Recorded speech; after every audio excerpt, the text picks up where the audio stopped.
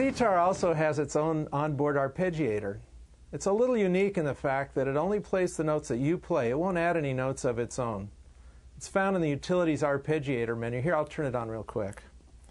Go Utilities, Arpeggiator, and I'll turn it on. Watch, you can get some interesting effects in your playing this way.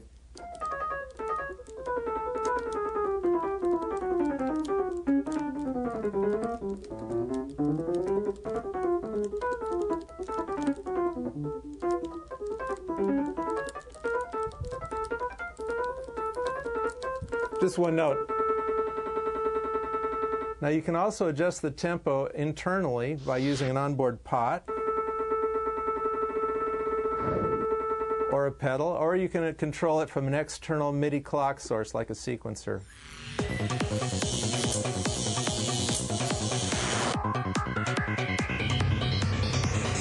The Ztar gives you the opportunity to set up the response and the touch for everything on the instrument. For instance, the string triggers, you're going to want to set those up so that they feel and respond to your picking style just the way that you want, so that your synthesizer sounds will give you the feel that you're expecting. The first adjustment that you'll make on the string triggers is with the trim pots in the back, and this adjusts the hardware gain for these strings. You'll use an adjustment tool like this or a jeweler's screwdriver, and you reach down inside and you can set these trim pots to give the gain for these strings that give you the response that you want. That's going to be your best adjustment. Also, if those adjustments don't prove to be quite enough, there's a screen, the response menu, that allows you to adjust a number of other parameters. There's gain that you can set in software, and you can either drop the gain if your sound is a little bit too bright, or you can raise the gain if the notes aren't coming out quite strong enough. Likewise, you can set a threshold, which sets the lowest note at which your touch will respond. Likewise, you can set the curve to give you a really detailed kind of response, and you can use that to set where your highest note comes in and where your lowest note comes in. Likewise, the fingerboard and the pads and the other devices on the instrument, they all have their velocity response adjustments as well. So you can set them up just the way you want. In the case of the fingerboard, you can set up a curve for the fingerboard, which is actually settable by zone. So if you're playing two hands, for instance, each hand can, because it has slightly different touch, you can set it up with a different response. Likewise, if you have a different sound on each hand, you can set those up with a different response.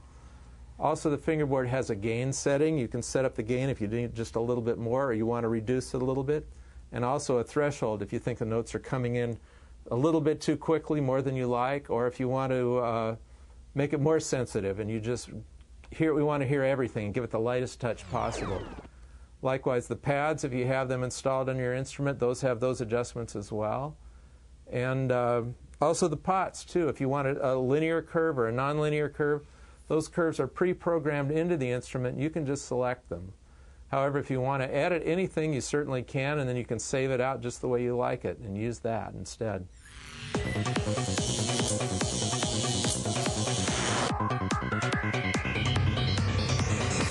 Now I'd like to show you our solo preset. It's a function that I've preset into the instrument here just to demonstrate some things that you can do with the zoning system. What I've done is I've created several zones on the fingerboard. I've taken the first fret and assigned each one of these keys to its own zone with its own channel, which means it's going to play its own sound, its own voice.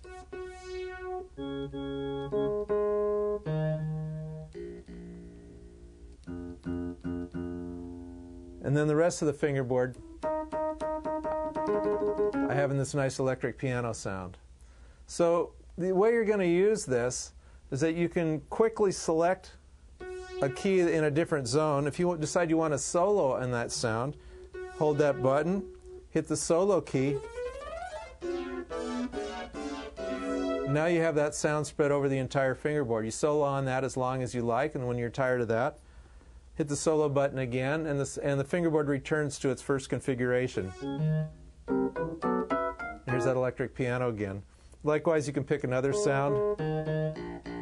Say that bass, hit the solo button.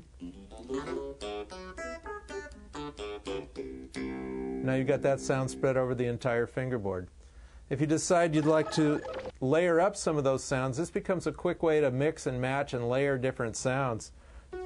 So if you like that synthy pad and that electric piano and say the bass all together, select those 3 notes, hit the solo button.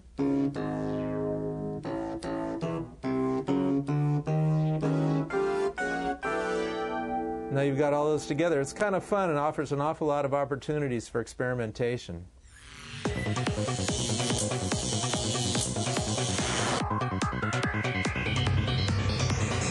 We added a special chording system to the Ztar.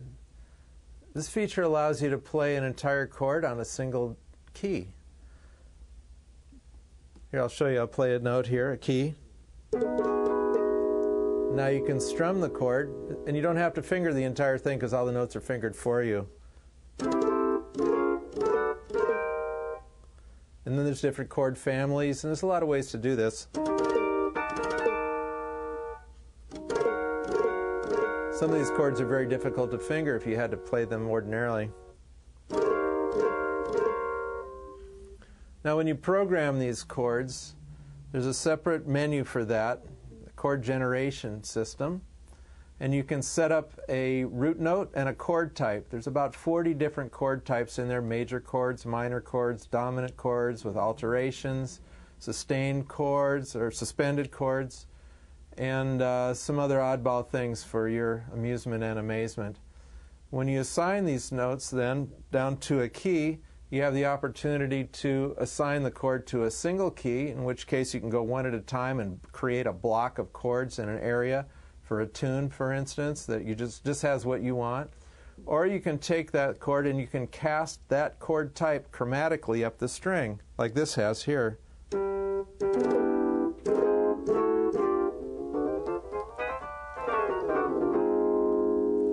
Also, there's hammer-ons available.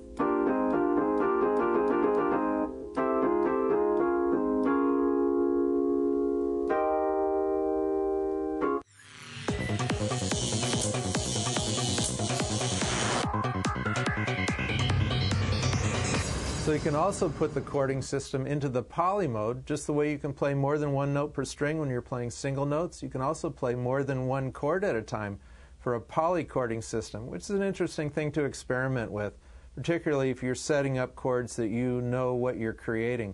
Like for instance, if I play a chord like this, I'll just play it this way so you can see what I'm doing. And then I layer it up with another similar chord, say up a fourth. It's actually a 12-note chord you're hearing.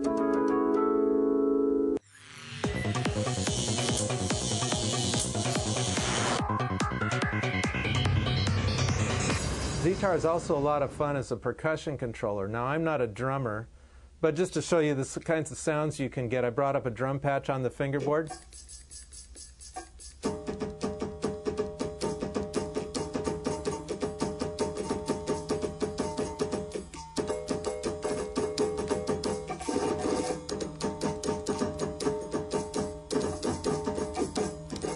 And then you can set up drum maps. I haven't done this, but when you create a group of notes where you have, say, all of your toms grouped together and a snare, say, on 4 keys adjacent, you can get rolls and flams and a lot of things. You can create a kit. It's really a nice thing to do.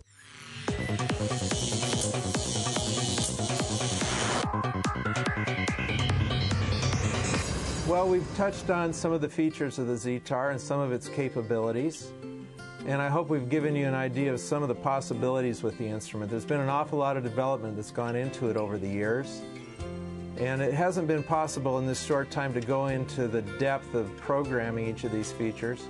But if you think there's more that you want to learn and more that you need to know in order to create the kinds of setups that you want, please feel free to go to our website, and you can find the manual and tutorials there and a lot of support information that will help you figure out what it is you're trying to achieve in MIDI and your musical future.